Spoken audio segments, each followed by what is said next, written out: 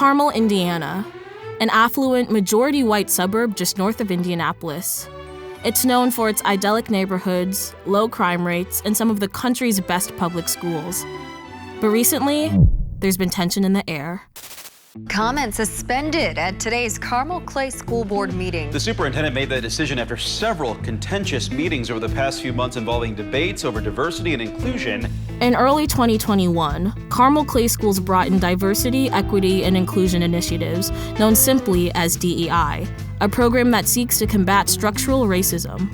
Since then, a battle has erupted between those that welcome the changes and others who see it as leftist indoctrination of their children. You have lost sight of your responsibilities to educate our children. Parents are learning, watching, and taking action. I think what's most troublesome was the harassment teachers and specific board members were getting at their homes.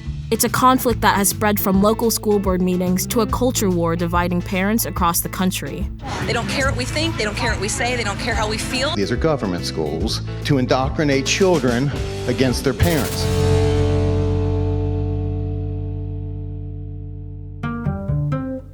In the quiet enclaves of Carmel, one man is leading the fight against these progressive changes. Alvin Louis came to Indiana to escape the leftist indoctrination he claims was taking over his home in California. He leads Unify Carmel, an organization working with local parents to fight against DEI, something that he believes might sound neutral, but is in fact associated with critical race theory, a concept that sees racism as an indelible part of American society and law. And when you have these activist teachers that bring this stuff in, you're literally taking hostage, a captive audience of children. Hi, I'm Amdalat. I'm Alvin Louis. Nice to meet you. Nice to meet you too. Come on in. All right, thank you. What evidence do you have that children are being indoctrinated in the schools now? Well, a couple of reasons. Number one is the way they have the materials that the teachers read. They have them read books that are very critical race theory authors. There's a ton of LGBT gender indoctrination. What they're doing is that they're changing the culture of the schools and changing the way children think about race, themselves, America, the values. So you sent me this image. So we have Karl Marx, we have Tupac, we have a meme. Yeah. What's indoctrinating about this in a classroom? Well, it's the idea that teachers, activist teachers, are taking upon themselves to put up things like glorifying Marxism. Critical race theory is a Marxist ideology. Is that not just history though? Because he is a famous figure in history. Ironically, they don't put pictures of anybody else that is pro-America. They're changing the values and the morals of children to hate the country. That's the problem. That's not education. Do you know that they're doing that though? Yes, 100%. How?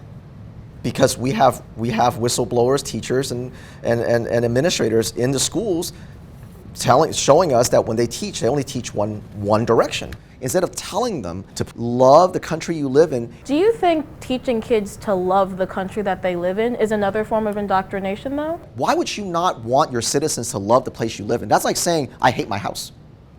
Why would I not want to love the house I live in? Alvin sees these changes as fundamentally anti-American, a tool to make children overly aware of their racial identities and critical of their country. But some of the evidence he cites, highlighted sections from textbooks, were actually teaching students about injustices in America's history, like the Chinese Exclusion Act and Jim Crow laws. The Carmel Clay School administration has a very different viewpoint. Though they weren't willing to give us specifics, they told us that they've retrained teachers to be more sensitive to the backgrounds of students and have prepared children to be a part of the global community. But they claim they haven't changed the academic syllabus itself. They've also brought in social-emotional learning, role-playing lessons which help children understand and regulate emotions, set positive goals, and feel and show empathy for others. Jennifer McWilliams, a local teacher and parent, posted an article highlighting her opposition to this and was subsequently fired from her school. What did the role-playing look like? What did it consist of? What were the topics? So we would give children a scenario, and it would, a lot of them were not scenarios that were real serious, but it was to influence these children to how to make decisions going forward in all situations. It may be something like if it was a birthday and everybody got a cookie in the classroom, but there wasn't enough for 2 people, right? Is it okay? What would you do? As we were influencing these children, I began to see this culture shift within the school. The ideology behind that is that it's because they believe that the country is systemically racist or oppressive. And so they believe that everyone is in some way traumatized. It's about ideology and what ideology they want to push.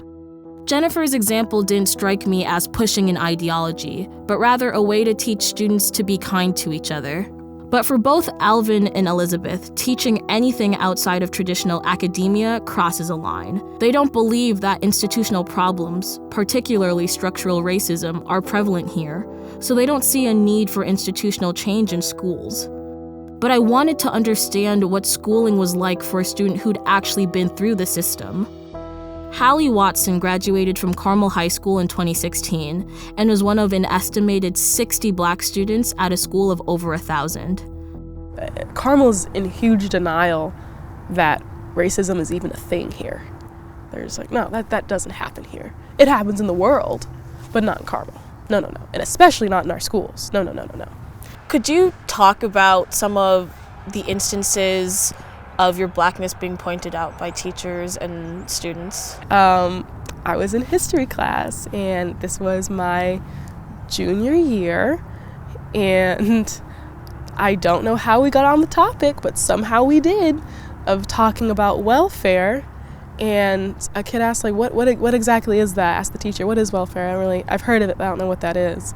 And the teacher's like, well, it's kind of hard to explain. She turned to me, she goes, Hallie, you can explain that, right? Can you explain what welfare is? I'm the only Black kid in the class, and I was so caught off guard and shocked that she just so casually expected me to explain it. Was hearing racial slurs something that was normal at the high school? Yes, it was. I realized it was going to be a norm very quickly, and people would say that all the time here. That's another thing that I'm the one being sensitive. If I'm like, hey, don't call me that, don't say that. I don't see why that should be a normal thing for a kid to be like, I hate myself because of my skin color. But yeah, it took a lot. I had to build myself up. No one else was going to do it for me. Hallie's experiences are far from rare here. A local organization, Communities Allied for Racial Justice, collected stories from local students and parents of color that reflect a systemic failure to combat racism. I remember seeing these two white kids in blackface, and it was just black paint that was just on their face. They were dressed up as if they were in North Central gear. Ashton Spiker co-founded the organization and was instrumental in pushing for progressive change in Carmel. What is your reaction to the parents that didn't really know that this was an issue and kind of feel shocked that this is being pushed in the schools? Yeah, so when we started this work in Carmel last June, we realized that Carmel was not at the point that people around us are in understanding that racism even exists. When you have a student that's experiencing racism from their peers or from their teachers, they are struggling to focus. They're struggling to do their work. DEI and SEL and all of that, it's not some boogeyman. It's just genuinely caring about students and wanting them to succeed no matter their background. What would you say to people from Unified Carmel that call these DEI efforts anti-American?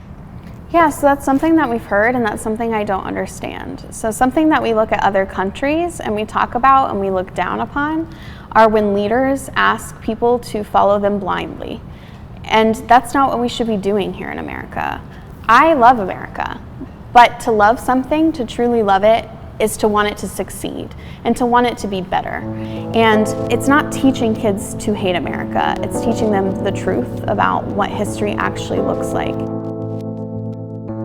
While the dividing line between those for and against these changes are clear, there is also a large group here that define themselves as somewhere in the middle, uncomfortable with the tactics of Unified Carmel, but unsure of how DEI may be affecting their children.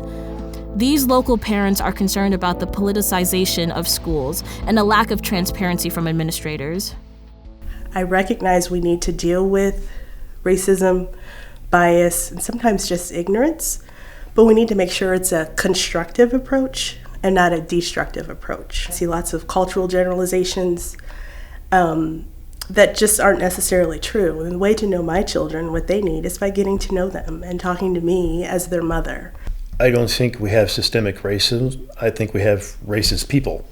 And I think people aren't helping to enforce the systems that we do have. I don't want to challenge you, but I would just say I talked to a student today who said it was normal for her to hear slurs in her classrooms and for teachers not to say anything. And that's why in her mind it was systemic, because that was like almost the culture. I'm not doubting her experience whatsoever, but my point would be, where's the accountability? The system doesn't allow the school teacher to be that way. They don't know what's going on in their own hallways, and they're spending money on all the wrong things. I'm here for my kids to get an education. I don't need my kids taught how to rally, how to protest, how to march. Not my kids from their upper middle class home in their idyllic suburb. Word carries quickly in Carmel. And before I left, a local organization sent me an email containing screenshots and videos collected by local students from social media. It was difficult to ascertain the identity of those that posted these clips, but it was clear that they were of high school age and from this area in Indiana. I'm really nervous. I don't know why. Okay, I'm gonna look at the first thing. Wow, there's only two. I've never really Stop filming me, you nigger. What are you gonna do about it? Nigger. I hate niggers. But I just wanted to say, Black lives don't matter. These are like white students who are just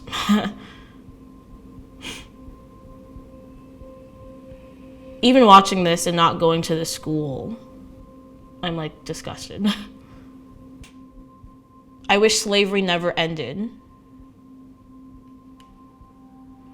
George Floyd deserved to die.